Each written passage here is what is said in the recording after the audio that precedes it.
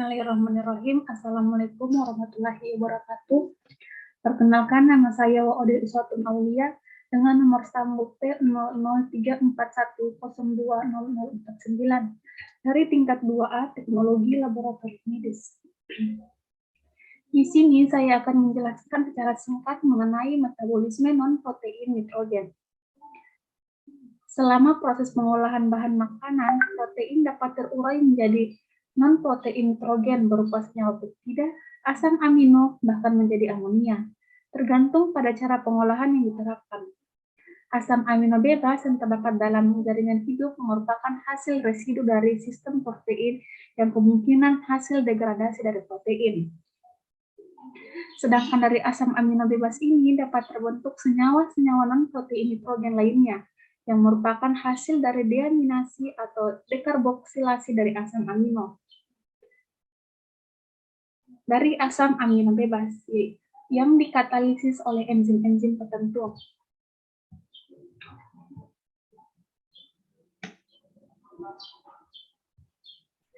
Non-protein nitrogen adalah senyawa-senyawa nitrogen bukan protein, yang berasal dari katabolisme protein dan asam nukleat. Non-protein nitrogen yang terdiri dari senyawa-senyawa nitrogen seperti asam amino bebas, alkaloid, vitamin, nitrat, dan lain sebagainya.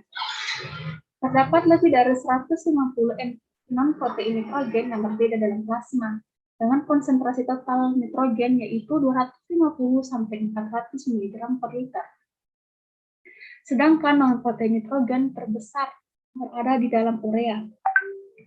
Zat-zat yang tergabung dalam non-protein nitrogen diantaranya adalah ureum. Ureum pada proses katabolisme protein ini berlangsung di dalam hati atau heifer. Urea yang terbentuk dibuang lewat ginjal, keringat, dan feses. Pembuangan lewat urin sebesar kurang lebih 80–90% dari total nitrogen dalam urin.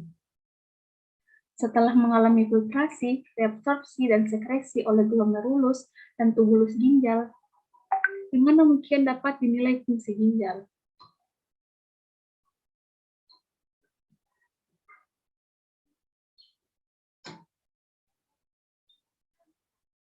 Reabsorpsi menjadi lebih besar dengan meningkatnya kadar urea dalam urin.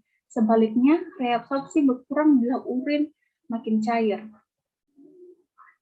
Meningkatnya ureum dalam darah dinamakan uremia. Hal ini terjadi karena disebabkan adanya ekskresi ureum yang terlambat karena kegagalan fungsi ginjal.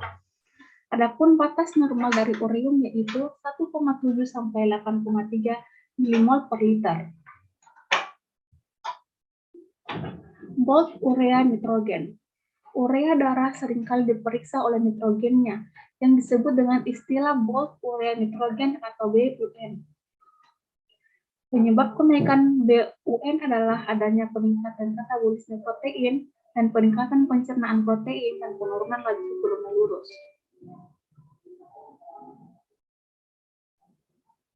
Kedua yaitu keratin. Keratin disintesa dari asam-asam amino, diproduksi terutama di hati dan ginjal.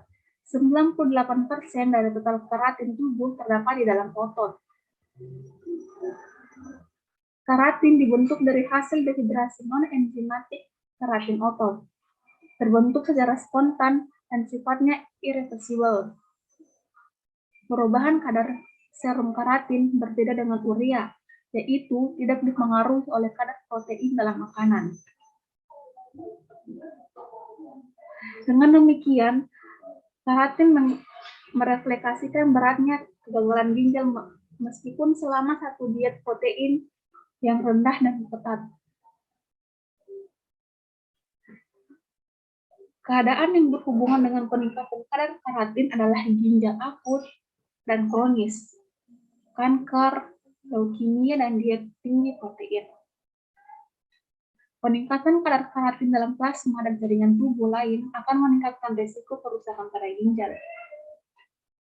Keratin disekresi oleh tubulus jika konsentrasi plasma terlalu tinggi. Yang ketiga yaitu asam urat.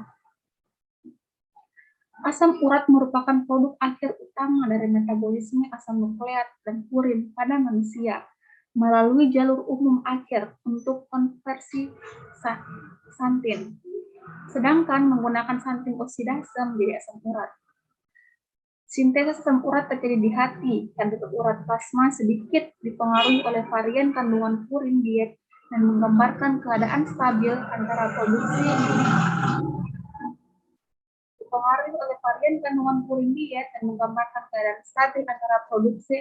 endogen dan sekresi tubuh ke urin.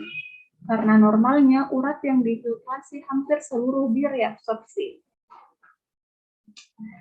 Asam urat diangkat ke ginjal. Fungsi ginjal berpengaruh pada ekresi asam urat. Dalam jumlah kecil, asam urat merupakan zat organik yang normal terdapat di dalam urin.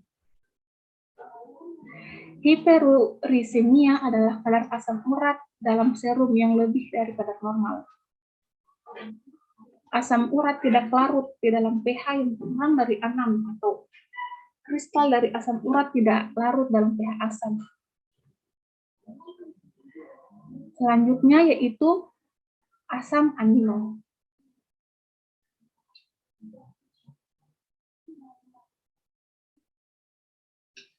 Asam amino dapat dibedakan menjadi dua, yaitu asam amino esensial dan asam amino non-esensial. Di sini kita harus mengetahui, sebagaimana asam amino esensial adalah asam yang tidak dapat disintesis oleh tubuh sehingga harus diperoleh dari makanan. Sedangkan asam amino non-esensial adalah asam amino yang dapat disintesis oleh tubuh. Selanjutnya yaitu urea. Selanjutnya yaitu amonia.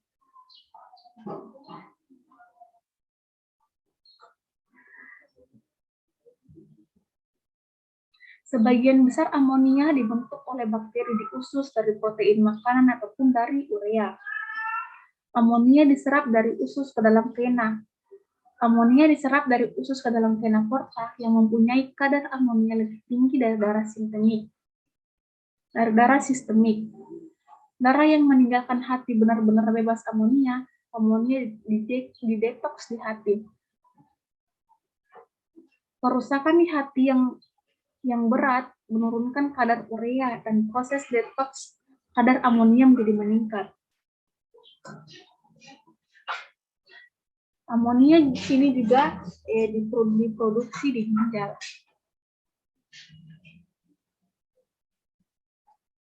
Adapun gangguan kesehatan dari non-protein nitrogen yaitu yang pertama uremia. Uremia adalah keadaan-keadaan toksik yang disebabkan oleh gagal ginjal. Hal ini terjadi bila fungsi ginjal tidak dapat membuang urea keluar dari tubuh, sehingga urea menumpuk di dalam darah. Adapun penyebabnya yaitu yang pertama, kenaikan produksi urea dalam hati, misalnya diet yang terlalu tinggi, infeksi, trauma, pendarahan, dan saluran pencernaan, dan pengaruh obat-obatan tertentu. Yang kedua yaitu penurunan pembuangan urea. Penurunan pembuangan urea misalnya menurunkan aliran darah melalui ginjal, seperti hipotensi atau tekanan darah rendah dan gagal ginjal. Yang kedua yaitu obstruksi atau gangguan pada aliran kemih.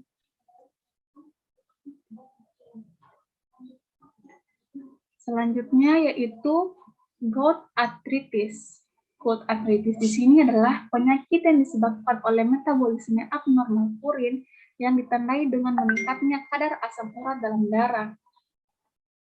Hal ini diikuti dengan terbentuknya timbunan kristal berupa garam urat yang berada di persendian yang menyebabkan peradangan sendi pada lutut atau jari.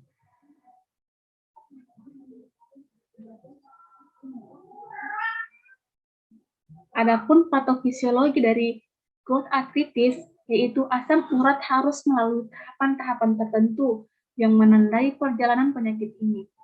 Gejala awal yang ditandai oleh hiperurisemia kemudian berkembang menjadi gout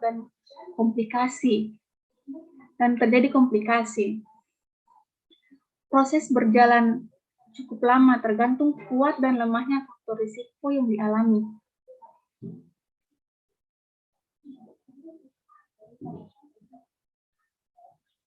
Adapun alat-alat penunjang untuk pemeriksaan gangguan kesehatan non-protein nitrogen, yaitu yang pertama fotometer. Fotometer adalah alat yang digunakan untuk mengukur pencahayaan atau penyinaran.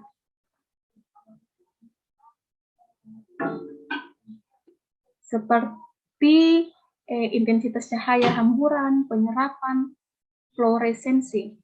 Adapun yang kedua yaitu hemodialisa. Hemodialisa adalah proses pembersihan darah oleh akumulasi sampah buangan. Yang ketiga yaitu hemodialisis. Hemodialisis yaitu alat yang digunakan bagi pasien dengan tahapan akhir gagal ginjal atau pasien penyebab penyakit akut yang membutuhkan dialisis waktu singkat. Mungkin itu saja yang dapat saya sampaikan. Lebih dan kurangnya mohon dimaafkan. Wabillahi taufiq wal hidayah. Wassalamualaikum warahmatullahi wabarakatuh.